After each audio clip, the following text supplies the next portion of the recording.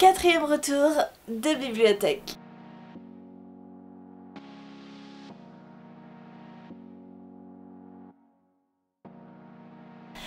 Bonjour tout le monde, c'est Maud, on se retrouve pour une nouvelle vidéo et je vais vous présenter les livres, les graphiques que j'ai ramenés cette fois-ci de la bibliothèque. Il y en a quand même pas mal, je me suis un petit peu lâchée.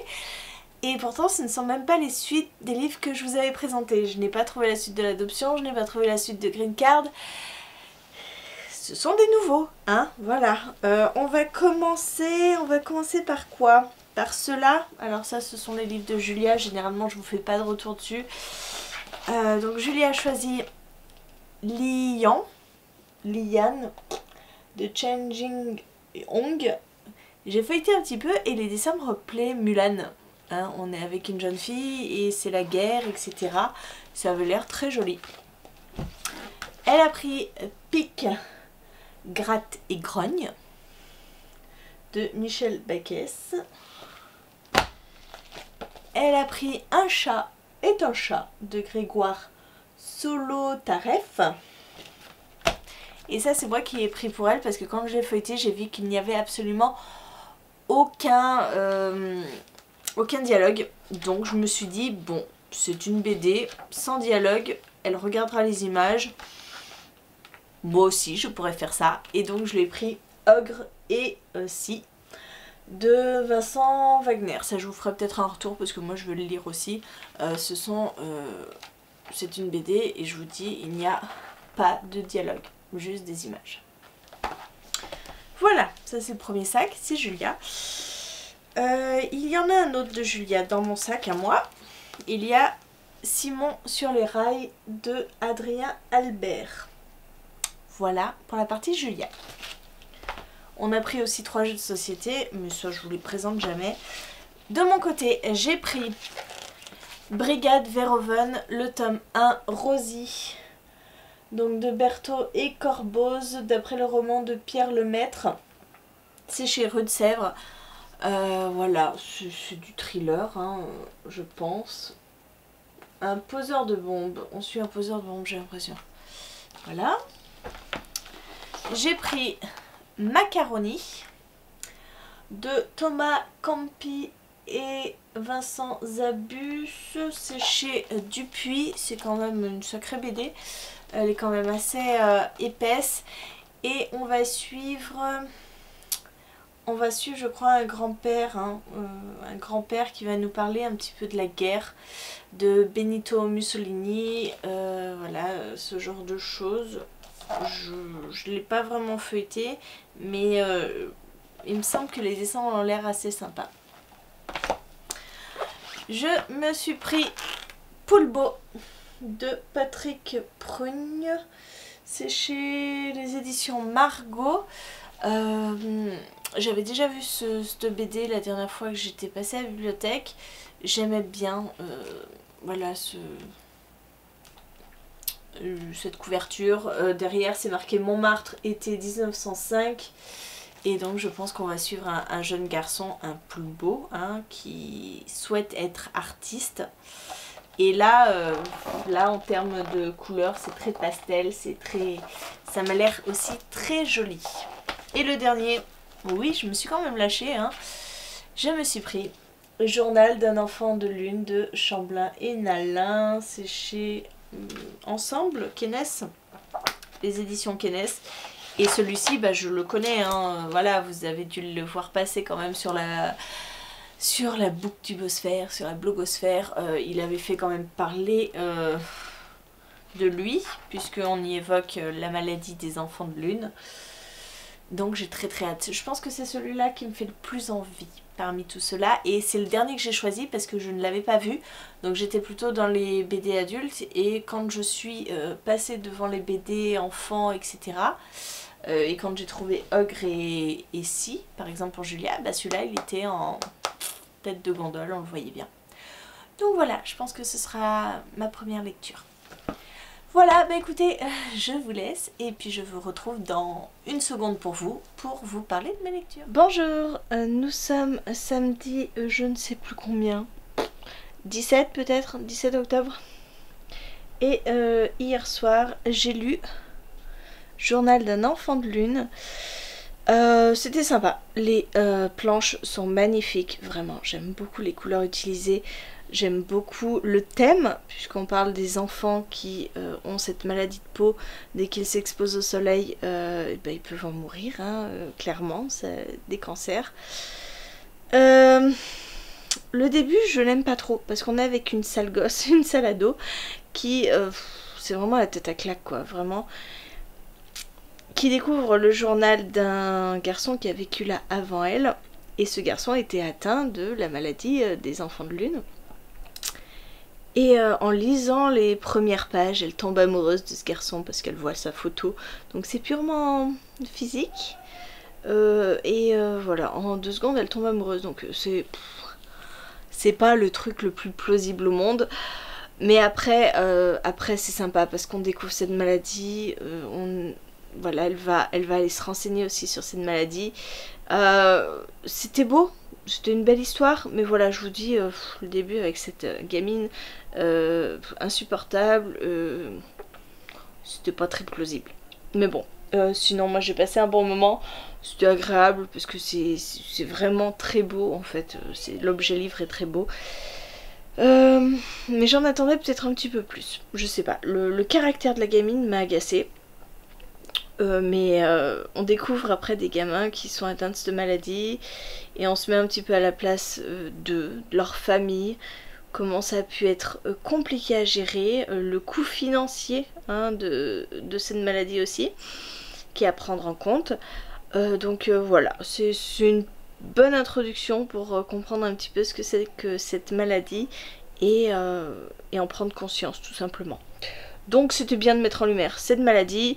Après, la façon de le faire, je pense que ça aurait pu être différent, mais bon, le livre est tel qu'il est, les choix ont été faits comme ça. Je ne vais pas en discuter. Voilà, c'était le premier livre lu, je vous avais dit, j'avais probablement commencé par lui, et ben c'est le cas, j'ai commencé par lui. On verra pour les autres, plus tard. Bonjour, nous sommes mardi 20 octobre. Et il y a quelques jours, je ne vous avais pas repris, j'ai lu Pulbo, c'est mieux. Enfin j'ai lu, non, on va dire j'ai plutôt abandonné Pulbo. J'ai pas du tout accroché à l'histoire, je trouvais ça long. J'ai lu 46 pages, pour tout vous dire. Donc je crois que j'ai même pas lu la moitié. Mais clairement, je n'accrochais à rien. Je n'accrochais pas l'histoire, les dessins sont mignons mais sans plus, les personnages me tapaient sur le système. On est avec des gamins, hein, des gamins de... avec un gamin en particulier dont le père est exécrable et des gamins un petit peu sans le sou qui font des petits méfaits, voilà. Mais franchement... je suis restée de marbre face à cette histoire et je n'ai pas voulu continuer parce que je m'ennuyais tout simplement. Donc c'est un abandon pour moi. Si j'ai quand même lu... Ah si, il fait 60 pages. Ça va, au final j'ai lu plus que la moitié. Hein. 60 pages. Ah, il y a un carnet de croquis après. Donc l'histoire fait 60 pages. Après on a un carnet de croquis et on a l'histoire de Francisque Pulbo. Donc je pense quelque chose d'historique. Mais franchement, j'avais même pas envie de continuer. Donc c'est pour dire. C'en est tout pour mon avis sur Pulbo, puisque de toute façon je ne l'ai pas continué. Je ne sais même pas si c'est qu'un tome 1, un tome 2... Non, pas un tome 2, hein. Non.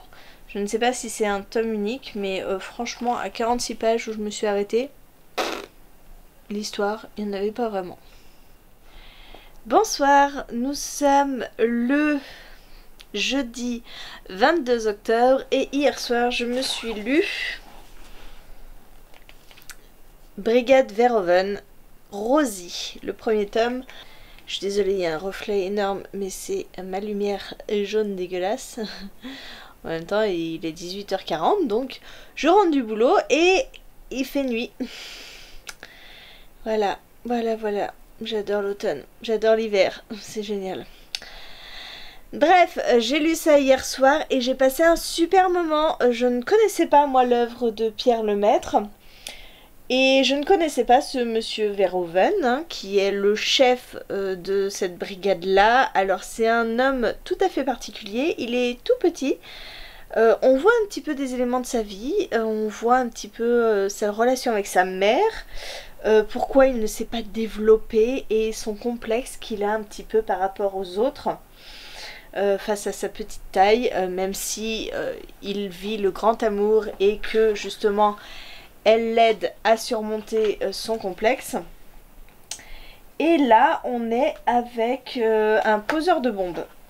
Un poseur de bombes qui cherche à récupérer sa mère qui est en prison, et il pose des bombes et il met un ultimatum à la brigade si il ne libère pas sa mère et qu'il ne lui donne pas de l'argent, eh bien une bombe pètera tous les jours pendant 6 jours.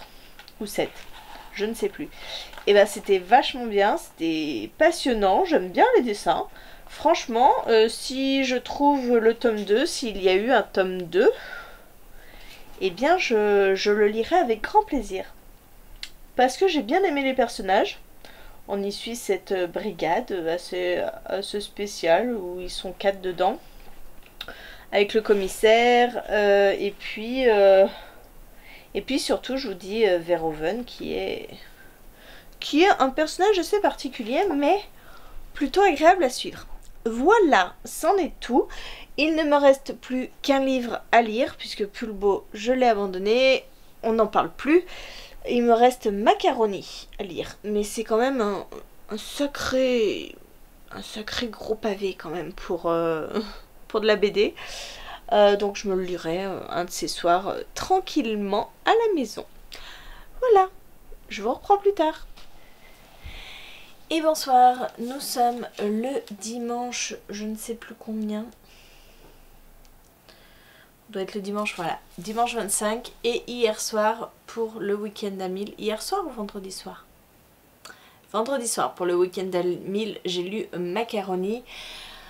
C'était plutôt agréable parce que ça se lit très vite. On est avec un garçon qui va voir son grand-père, alors il le connaît pas beaucoup, il va juste le voir une fois par an. Là il va rester un petit peu plus longtemps.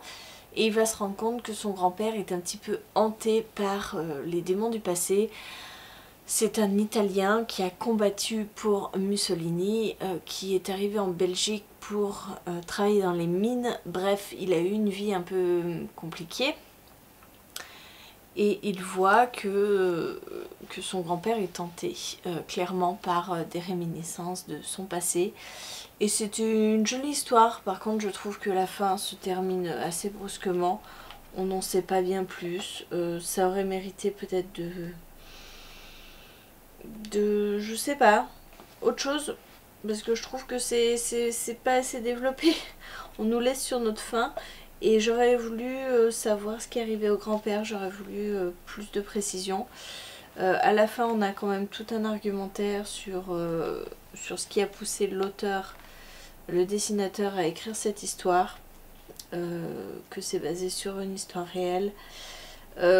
Voilà, c'est un petit peu documenté, mais il m'en manquait encore un petit peu pour approfondir un petit peu ces connaissances-là. C'est un bel album, j'aime bien les planches. Je vous dis, c'est des gros dessins, voilà, ce sont pas des petites bulles. Non, ce sont des gros dessins qui prennent une majorité de place. Je pense que c'est 6 le maximum. Donc voilà, ça va très vite hein, pour lire. Mais en tout cas, voilà, dans l'ensemble c'était sympa. Mais la fin m'a laissé sur ma faim. Bon bah écoutez, c'est tout. Hein, c'en est terminé de ces livres empruntés à la bibliothèque. Dans l'ensemble c'était des bonnes lectures. Mais j'ai pas fait un choix très stratégique cette fois-là. Puisque j'ai abandonné une BD. Et puis je l'ai passé des bons moments avec les autres. Mais c'était pas exceptionnel, c'était pas la découverte du siècle. Quoi qu'il en soit, je vais continuer à emprunter des graphiques pour continuer à découvrir de nouvelles œuvres. Et puis je vais peut-être essayer de me procurer la suite de ceux que j'avais déjà empruntés avant. Voilà, j'espère que la vidéo vous a plu. N'hésitez pas à me dire en commentaire si vous connaissiez certaines de ces œuvres, si vous les avez lues, aimées. Et moi, en attendant, je vous fais des gros bisous. Je vous souhaite une très bonne journée, de très bonnes lectures. Je vous dis à très bientôt pour une nouvelle vidéo.